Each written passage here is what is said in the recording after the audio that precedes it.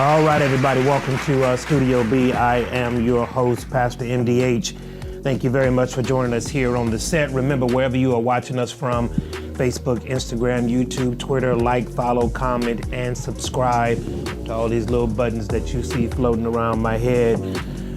Today, I want to kind of, I'm not going to talk about politics. I'm not going to talk about the day's events, and not going to talk about any such things like that. This morning has been a day of reflection for me. Riding into work this morning, I was entrenched in thought. I watched a show, which is one of my favorite shows to watch, which is Yellowstone. And I'm watching the series last night, and there's a particular part, maybe about 10 seconds of the hour-long episode that really stuck out to me. It's these two ranchers are sitting with their backs to the fence and having a cup of coffee, and their families are right there. They've gotten through with branding the animals and herding the animals to a particular spot. And one cowboy looks at the other cowboy, an older gentleman, and says, as he is looking at his family play in the background, he says, "It scares me to death about the world that I'm leaving to my kids." Just that little one snippet in that hour-long episode really struck me to the core, because I often feel like that. What type of world are we leaving to our children? Those of us who have gotten over that hump and are closer and closer to the end of our days, we've lived our lives, we've made our money, we've done our careers, we've been blessed with families, and all of that stuff is wonderful. But what type of world are we really leaving to our children? And I know that this question has kind of been thrown around a lot in ages past, and we've been at some pretty low points in our history, and there were some times that we didn't think that we were going to make it through because the times were so tumultuous. I understand that we've been here. Ecclesiastes chapter number 3, there's nothing new under the sun. But as I look at the landscape of our world in particular, I am asking myself, as a father, a husband, an eventual grandfather, just a lover of life, what type of world are we leaving to our coming generation? And when you look at the violence that permeates our landscape, when you look at the immorality that is just a part of life now, where shame and disregard are no longer topics of conversation. People do as they will, regardless of how it may affect other people. We're living in some real rough times right now. And it got me to thinking about those of us who call ourselves Christians, and those of us who call ourselves followers of Christ. How are we any different than what the world is doing? How are we personally, the ones who say that we have the Holy Spirit residing on the inside of us, the third person of the Trinity, the Godhead residing on the inside of us, how are we any different than the world? What type of message are we presenting that opposes the message of the world?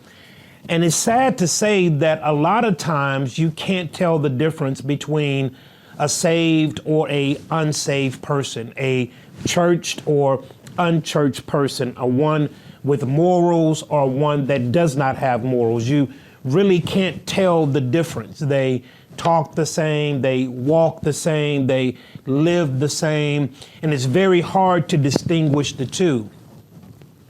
And so I was thinking and talking to the Lord and saying, God, what is my response? How do I impact this world to make it a better place? Where do I carve out my niche in order to leave a mark on this world that when I leave, it's better than when I came? What's my assignment? How do I fit in this big puzzle called life?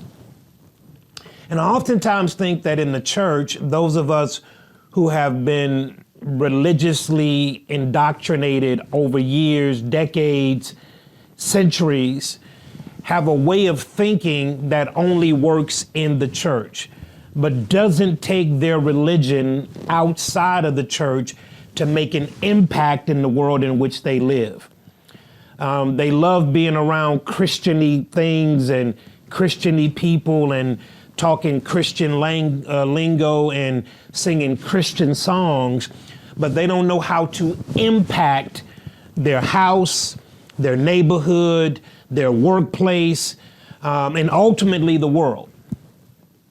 And so as I've been thinking about this, about how as someone that is quickly approaching the 50 mark and have 3 kids that are getting ready to graduate college, one that's getting ready to go in the wonder years of my life, after putting in time, energy, sweat, and tears to get to this place, what is it going to be like in the next 10, 20, 30 years?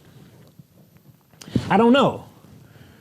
I ultimately know that God is in control. I believe that with every fiber of my being, but to be honest with you, I really can't say.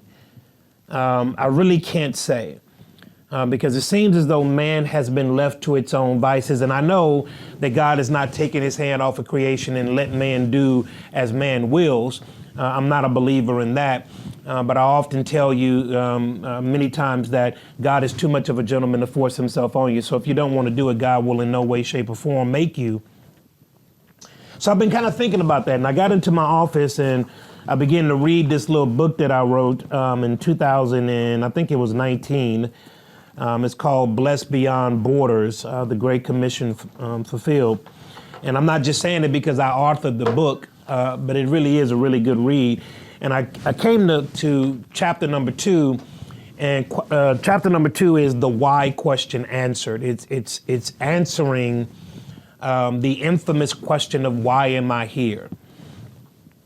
And I believe that when a person doesn't know who they are, they will never acquiesce to their fullest potential. And I hope that doesn't sound kind of religious or, this dogma that we say. But unless a person really understands who they are, they will never acquiesce to their fullest potential. And so talking about the why question, I think, is a lot of reason of why we find ourselves in this particular place as people. Because you have people that are walking around this society, this world, without a clue, absolutely living in a fog about who their truest person is. Like, who am I to the truest person of my being? And you have people that are just walking around doing life, going to work Monday through Friday, 40, 50, 60 hours a week, filling up their gas tanks, going to the grocery store, doing all the things that we do in life, being real, real busy, moving from place to place to place to place to place. But they have no idea of why they're here. They're simply in a dogmatic routine. They're in a ritualistic mode to where they just simply do the same stuff over and over and over and over again with absolutely no progress forward. And it is because they have no idea about who they are in their truest sense. Like, who am I? Not my title, not what people call me, but who am I to the depths of my very being? People don't understand that. And so when they don't understand that, they assume roles and titles that other people placed on them. And so they live lives that other people want them to live because they themselves don't understand who they are. It's a very, very severe problem, because if you don't know who you are, then you will allow people to tell you who you are, and then you will begin to respond to those type of comments and concerns. And so when we're talking about the why question, I'm trying to wrap my head around about why there's so much violence. I'm trying to wrap my head around why there's so much hatred, why there's so much discourse. Why are we aborting 2 million babies a year? When I'm trying to wrap my head around all of these pressing issues of our world, it all goes back to a question of why. Because you don't know who you are. And as I was writing this chapter, I can even remember it now. As I was writing this chapter, I have a little space in my house where I go just to allow my brain to be free. I press the release valve and allow the steam to come out and just relax and begin to start to contemplate. And for me, the greatest discovery that I ever had outside of discovering God is discovering me. And when you understand that, when you discover who you really are, you stop living a life that other people want you to live. You stop living a fictitious life and start being the person that you truly are. It's a difficult process to understand who you are because you got to open up a lot of doors that we oftentimes put padlocks on, and we barricade the doors because there's deep, dark secrets and pain and trauma and hurt in those deep, dark closets that we don't want anybody messing with. But in order to understand who you are, you have to unlock and go into that door. And that's one of the greatest discoveries that I think you'll ever find. When people begin to understand who they really are in the truest sense of their being, they will respond differently. Your behavior reflects your thinking. You behave the way that you behave because of how you think. You do what you do because you believe what you believe. When you understand certain principles about who you are, your behavior begins to match your thinking. And so anytime you see somebody acting out of character, they're acting in that way because they think that way. Their behaviors will never go higher than their thinking. And so in order to change behavior, you have to change thinking. And changing thinking is a very difficult process. It's a very difficult process. It's a worthy process, but it's a very difficult process. And I want to just read you something very quickly in this whole thing about answering the why question. I would highly recommend you getting this, but besides that, it says, jokingly, I said to Siri one day, Siri, why am I here? And her response was fascinating. She says, the question of the ages to which I do not have an answer for. When you begin to sense the greater question coming on, many people shun it because of the fear of the answer. While most people want to really know who they are, the answer to that question can be quite daunting. In particular, the answer could be something that we do not understand, or even worse, do not want to accept. As you're looking at your life right now, and as you examine your impact on this world, what are you personally doing to make this world a better place? What is your response? I often tell the church that the separation between church and state is very distinct, and not in regards to laws, but in regards to assignments. Government creates policies and enact policies, but we enact social behavior. When you see a man placing a baby inside of a microwave, that's a spiritual problem. When people murder people for no reason, that's a spiritual problem. And yet we are asking the government to fix spiritual problems when they're not equipped to do so. The government creates policy, but they cannot fix the issues that go against those policies. That's our job. As you are looking at your own life right now, how are you impacting this world for the greater good? What are you doing on your job? What are you doing in your family? What are you doing in your community? How are you making it better? Are you doing more complaining than you are putting feet to the ground and addressing the problem head on? How are you personally on the other side of this camera? How are you making this world a better place?